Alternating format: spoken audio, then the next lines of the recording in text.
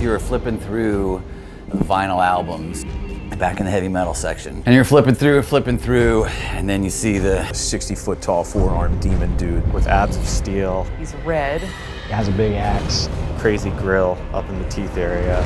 This force of nature that's coming to like wipe all things away. And then he shoots those big spiky rocks up through the ground. He's not concerned. We are not a problem for him. I've never heard of this band, but this looks awesome.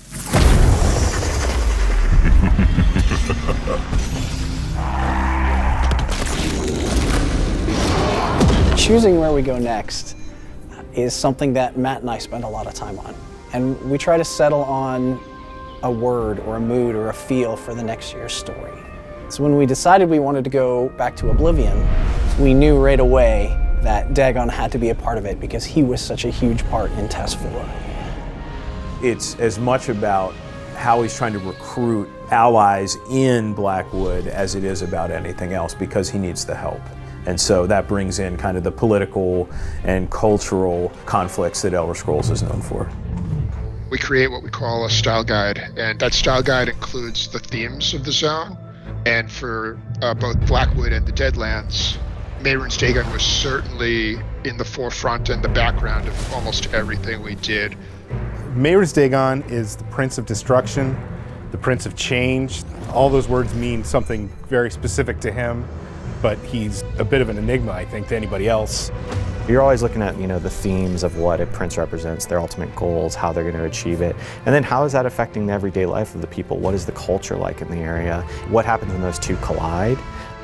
That's always really important, and I think that's something that makes an antagonist's story really compelling. Even if he's not present, you feel touches of his influence everywhere because everything that happens is kind of a result of him. I don't think that he does what he does because he's mean or because he's evil. He does what he does because that's what he is. Destruction is just a part of reality, right? Like nothing lasts forever. And when you're the Prince of Destruction, you're kind of the Prince of everything in that sense, right? Like you have sway over a part of everything. I had done Dragonhold as a DLC before, but we did that entirely in the office. I knew this chapter, it's a lot bigger, there's a lot more to do in general. And then I was like, oh man, we're gonna do this from home. How are we gonna do this? Everybody was learning on the fly how to collaborate remotely, so there was a lot of meetings with like muted mics and whatnot. This gets that kind of like height thing that you were talking about, CJ. Yeah. Look up, look up, look up, look up. See, there you go. What's the point? Yeah. This year was 100% completely at home. How do we be collaborative in an environment that is really not suited to be collaborative? In a studio this size, and we're talking hundreds of people all connected in a connected environment, IT is kind of the lifeblood that makes all of that work. If you can imagine something you really hate in front of you, and just play with that. It was kind of like glory and chaos at the same time. Everything's like a new frontier and just every moment is a new issue. Oh, you get the light go off?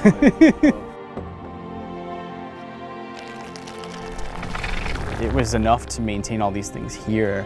Now I need to maintain them at their homes. In truth, in the end, a lot of these folks are gamers. Kind of reconcile that like they know what they're doing. Bringing Dagon to life literally takes a village. It is a huge undertaking to coordinate all the different groups that are responsible for putting this together. I'm there kind of to help guide and give them a map to go off of as far as story and location, stuff like that. And it's up to the designers and the writers and encounters and art and everyone else who works on these things to kind of take that and run with it. When we start any character, we have to do research. And we have to figure out how is this character going to work. I had my 14-year-old take pictures of me, and I had like, I had my 5-year-olds like toy weapons, and I would like hold them, like I would think Dagon would hold them, and I would do a couple different poses, and then I would take them into Photoshop and draw over them and put them together, so it would be like sets of poses together with 4 arms. The concepts tend to be in 2D. It's up to us as the character artist to go in and add all the extra heavy detail. We spend a lot of time researching and learning anatomy, so we're able to take that anatomical knowledge and try to come up with an idea of how it would actually work. anatomy of where and how those arms are connected was a big part of what the experimentation kind of exploration was. We had to check punching, we had to check hitting, all the things that you would expect from Dagon. I'll take a character and I always like to put them in the zone that they're going to be, so that way I can make sure the lighting is perfect, the textures look good in that environment. How do you art direct around such a distinct and universally read palette, right? Like, what are we going to put into there to make it worth walking around in and interesting and give the content guys something to play with? There was one particular page, I believe, from Dagon's book that has a red triangle and other symbols on it. And I sat down and I drew from that page for an afternoon. These are symbols that are directly from Dagon, right? I wanted to try to infuse that into the rest of the designs as much as I possibly could. The horns, the horn-like shapes, all of that molds into the architecture. It all folds into what we're trying to do with the rocks and the environment and the biome. The Deadlands is a physical manifestation of his will and his values. For every rune or magic circle that we have that has Daedric writing on it, there's intention behind all those things. I see that and suddenly I have more story ideas because like now I've got this space and I can see like the setting of things in this space and it inspires me, then change some of the story beats. As the quests started coming in and the level design came in, the story had to shift. I remember working really closely with Michelle on it, and you write and you play it and you get feedback and you edit and you play it and you get feedback and you edit and you play it. But that's the fun part because you're just kind of whittling away at something until it's perfect.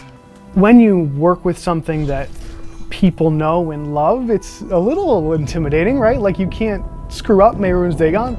Early on, talked to the encounter designer that I was going to be working with, and I was like, I don't really know what's going on for your idea for this fight or what your team is planning for it. So he said, oh, well, we're going to have a 300-foot Dagon that the player goes toe-to-toe with. And I thought he was joking. I was like, that's a funny joke.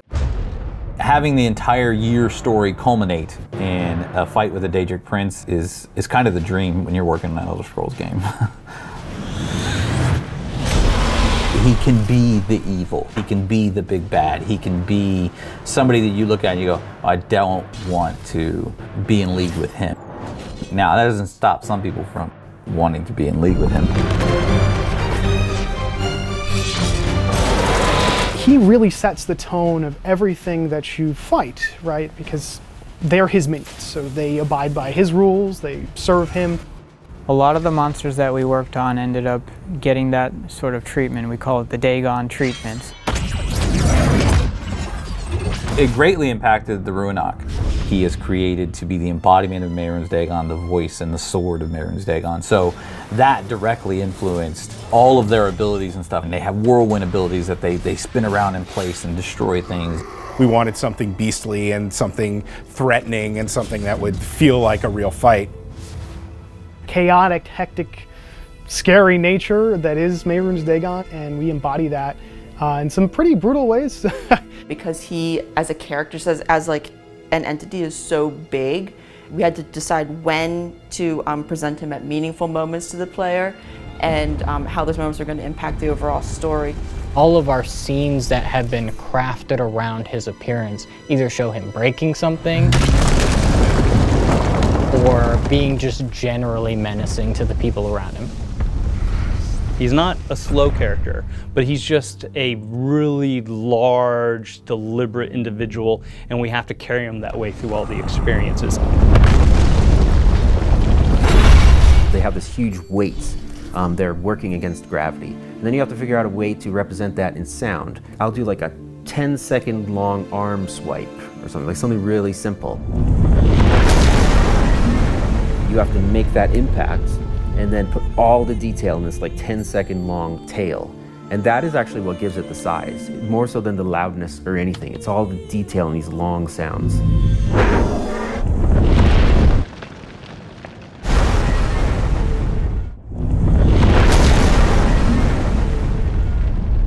And when he talks, he doesn't talk really fast like that. He talks like that. Mortals Lehman and I and Becky were talking about how do we make Dagon different from the other princes? We wanted to do an accent that was unexpected. Can a flea withstand the rushing waters of a deluge? Can a sapling fend off the flames of a raging wildfire? No. Dagon's voice should sound deep and powerful, kind of like a volcano that's on the verge of erupting. And Dagon is so huge that we don't want him shouting. He basically fills up the sky.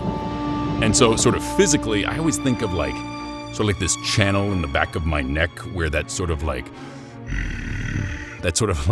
whatever that sound is, that's sort of a part of him. It's always kind of boiling around his voice, like a storm, you know, like that's constantly swirling around him. And so then whatever comes out sort of comes out all in the focused energy like that. His presence, his personality, his desires, it's literally world consuming. So you don't often get to play somebody with that kind of vision and with that kind of potential. He has to be all empowering, and he really doesn't think that you're anything for him to worry about, but also, you know, he has to sound a little scary because he's big. The guy doesn't exist really until he's got a voice and sounds and everything, and then he's like a real presence. Run, little maggots. Flee from the god of destruction. Typically, when I'm writing the Elder Scrolls orchestral music, those sounds are fairly straightforward. You know, a violin sounds like a violin, and a French horn sounds like a French horn. But in Deadlands and then in the dungeons as well, I took the liberty of doing things like taking string section recordings and treating them as sound design source. In the overworld, there's a soprano singing. When you get into the underworld, you know, I can sometimes grab that same source. Like, let me take that song that she was singing up there, and then I'm gonna take it down here and just destroy it. I'm gonna do all this stuff to it. But they've been badly burned and mixed back in. It's almost metal. And that kind of tone and that kind of feel and vibe carries all the way throughout. You can feel those heavy undertones of Mehrunes Dagon and his influence. Super happy with how Mehrunes came out. The first couple of times we saw people play through a main quest and hit those first couple of moments where you get to get a glimpse of Mehrunes and you hear his voice. Ooh, Daddy Dagon! His model is so cool and it's huge, it's absolutely enormous. Look at that big boy.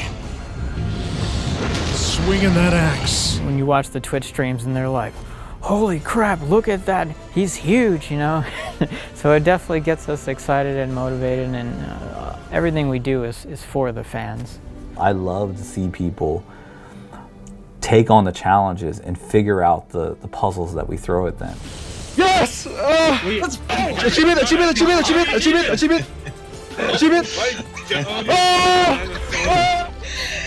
Jeez, I don't know how I survived that. But I did.